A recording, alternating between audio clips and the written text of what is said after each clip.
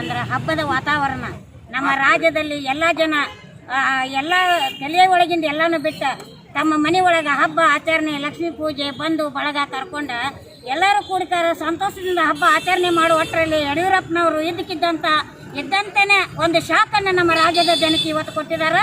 ಅದನ್ನು ಸಹಿಸಿಕೊಳ್ಳಕ್ಕೆ ಆಗದೇ ಇರುವಂಥ ಶಾಕ್ ಅದು. ಆದರೆ ರಾಜ್ಯದ ಮುಖ್ಯಮಂತ್ರಿಯಾಗಿ ಮಹಾರಾಷ್ಟ್ರ ಜನರ ಪ್ರಾಧಿಕಾರ ಮಾಡೋ ಹಕ್ಕ ನೀವು ಯಾರು ಕೊಟ್ಟರು? ಮಹಾರಾಷ್ಟ್ರ ಜನರ ಹಕ್ಕ ಪ್ರಾಧಿಕಾರ ಮಾಡಕ್ಕೆ ಯಾರು ಕೊಟ್ಟರು? 50 ಕೋಟಿ ಗಂಟ್ಲೆ ಹಣವನ್ನು ಮೀಸಲಿಡಕ್ಕೆ ಯಾರನ್ನು ಕೇಳಿದೀವ? ಇವಾಗ ಅವ್ರು ಓಟ್ ಹಾಕಿ ಆರಿಸ್ತಂದಾರೋ ನಾವು ಓಟ್ ಹಾಕಿ ಆರಿಸ್ತಂದಿವೆ ನಮ್ಮ ರಾಜ್ಯದ ಮುಖ್ಯಮಂತ್ರಿನೋ ಅಥವಾ ಏನು ಮಹಾರಾಷ್ಟ್ರ ಜನರಿಗೆ ಎಟ್ಟ ಮೀಸಲದಾನೋ? ಇದು ನಮಗೆ ಉತ್ತರ ಕೊಡ್ಬೇಕವ. ಉತ್ತರ ಕೊಡ್ಲಿಲ್ಲ ಅಂದ್ರೆ ನಾವು ಹೆಂಗೆ ಉತ್ತರ ಅವ್ನ ಕಡೆಯಿಂದ ತಗೋಬೇಕು ಅನ್ನೋದು ನಮಗೆ ಗೊತ್ತೈತಿ.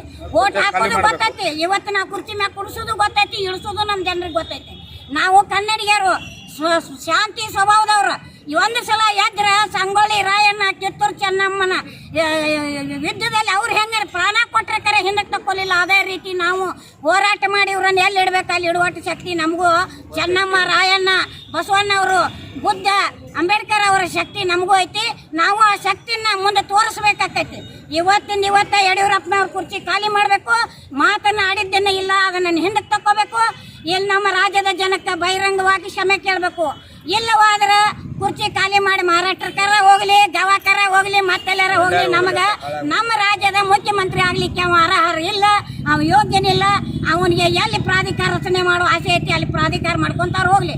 ಇಟ್ಟು ಹೇಳಿ ನಾನು ಮಾತು ಮುಗಿಸ್ತೇನೋ. ಇದು ನಾವು ತಿದ್ದುಕೊಂಡ ಬಹಿರಂಗವಾಗಿ ಕ್ಷಮೆ ಕೇಳಿದ ಭಾಳ ಚಲೋ ಆತ.